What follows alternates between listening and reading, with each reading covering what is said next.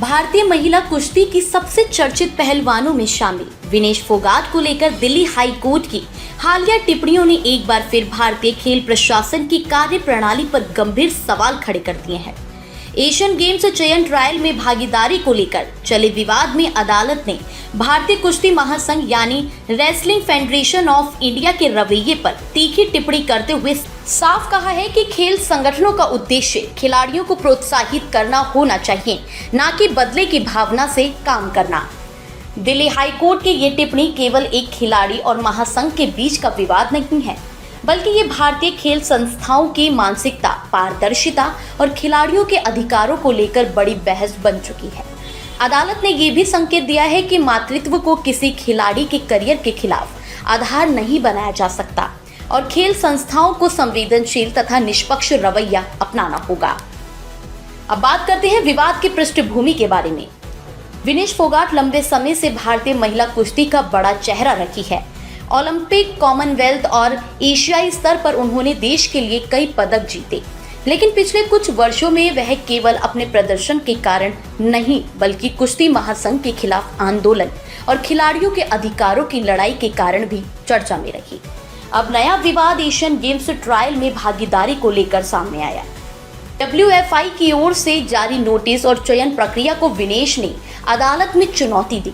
उनका आरोप था कि महासंघ चयन प्रक्रिया का उपयोग दबाव और प्रतिशोध के हथियार की तरह कर रहा है। कर दिया, रजिस्ट्रेशन तो मेरा हो रखा था, लेकिन अभी वेरिफिकेशन के टाइम पे मना कर दिया कि आप नहीं खेल सकते हो।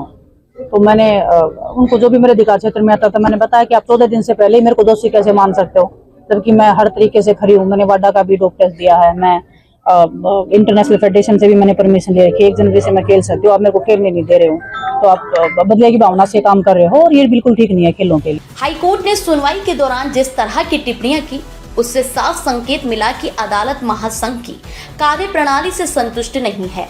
अदालत ने पूछा कि यदि कोई खिलाड़ी मातृत्व या अन्य वैध कारणों से कुछ समय खेल से दूर रही है, तो क्या इसका अर्थ ये है कि उसे अवसर से ही वंचित कर दिया जाए। अदालत ने यह भी कहा कि खेल संगठनों को प्रतिशोधात्मक रवैया नहीं अपनाना चाहिए। अब बात करते हैं अदालत का संदेश सिर्फ विनेश तक सीमित नहीं। दिल्ली हाई कोर्ट की टिप्पणियों का महत्व इसलिए भी अधिक है क्योंकि ये मामला भारतीय खेल संस्थाओं की जवाबदेही से जुड़ा है। अक्सर खेल महासंघों पर पक्षपात, अपारदर्शिता और व्यक्तिगत संघर्षों को प्रशासनिक निर्णयों में बदलने के आरोप लगते हैं। अदालत ने अपने रुख से ये स्पष्ट कर दिया है कि खिलाड़ी किसी महासंघ की मर्जी पर निर्भर वस्तु नहीं है। यदि कोई खिलाड़ी देश के लिए प्रदर्शन कर चुका है और उसकी योग्यता पर सवाल नहीं है, तो उसे निष्पक्ष अवसर मिलना चाहिए। विशेष रूप से मातृत्व को लेकर अदालत का दृष्टिकोण भारतीय खेल व्यवस्था के लिए बड़ा संकेत है। दुनिया भर में अब महिला खिलाड़ियों के लिए मातृत्व अवकाश, वापसी नीति और विशेष समर्थन तंत्र को खेल प्रशासन का हिस्सा माना जा रहा है। टेनिस से लेकर एथलीट्स तक कई वैश्विक संस्थाओं ने महिला खिलाड़ियों के लिए नियमों में बदलाव किए हैं। ऐसे में भारतीय खेल संस्थाओं पर भी दबाव बढ़ेगा कि वे संवेदनशील और आधुनिक नीति अपनाएं। अब बात करते हैं, क्या WFI बदलेगा अपना रवैया। अब सबसे बड़ा सवाल यही है, क्या WFI इस टिप्पणी से लेकर कोई सबक लेगा या फिर अदालत के आदेश को चुनौती देने की राह चुनेगा। कुश्ती महासंघ पिछले कुछ वर्षों से लगातार विवादों में रहा है।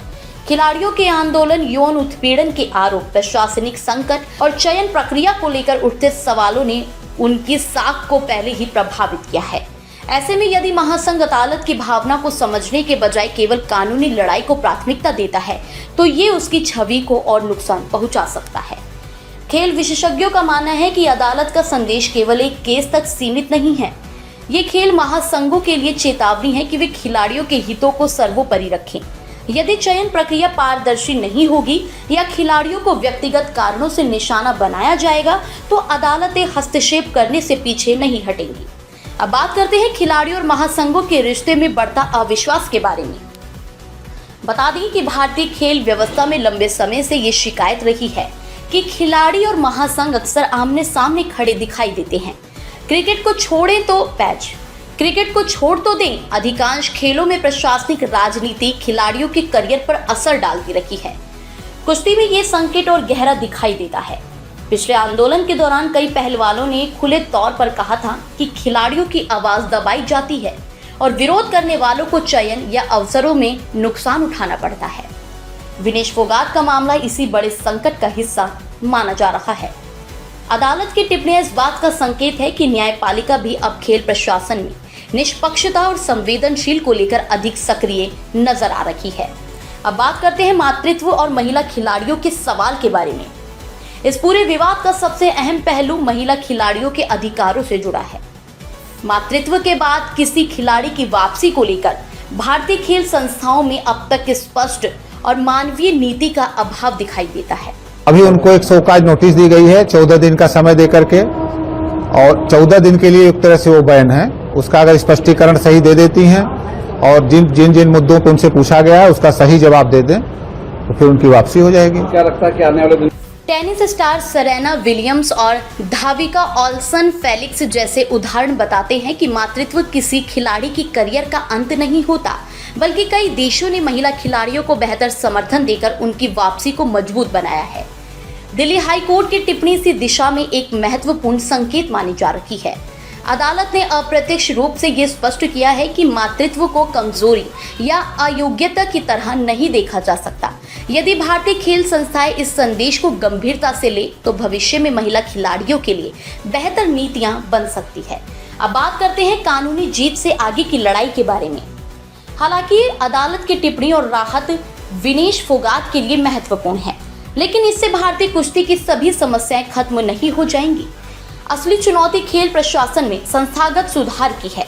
विशेषज्ञों का मानना है कि चयन प्रक्रिया को अधिक पारदर्शी बनाने, खिलाड़ियों की शिकायतों के स्वतंत्र निपटारे और महिला खिलाड़ियों के लिए स्पष्ट नीति बनाने की जरूरत है।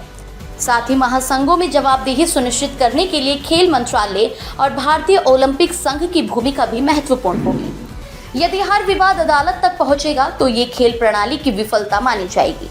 बेहतर होगा कि महासंघ खुद ऐसी व्यवस्था बनाए जहां खिलाड़ियों को न्याय के लिए कोर्ट का दरवाजा ना खटखटाना पड़े। अदालत ने दिशा दिखाई, अब फैसला महासंघ को करना है।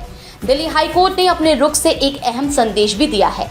खेल संगठनों का उद्देश्य खिलाड़ियों का करियर बनाना होना चाहिए, न कि उन्हें नियंत्रित करना या प्रतिशोध लेना। अब नजर इस बात पर रहेगी कि WFI संदेश को सुधार के अवसर के रूप में लेता है या कानूनी लड़ाई को आगे बढ़ाता है। लेकिन इतना तय है कि अदालत की टिप्पणी ने भारतीय खेल प्रशासन के सामने आईना जरूर रख दिया है। यदि इस मामले से खेल संस्थाएं नहीं सीखती तो खिलाड़ी और महासंघों के बीच टकराव आगे भी जारी रहेगा। लेकिन यदि इसे सुधार के अवसर के रूप में लिया गया तो ये भारतीय खेलों में अधिक संवेदनशील, पारदर्शी और खिलाड़ी केंद्रित व्यवस्था की शुरुआत भी बन सकता है।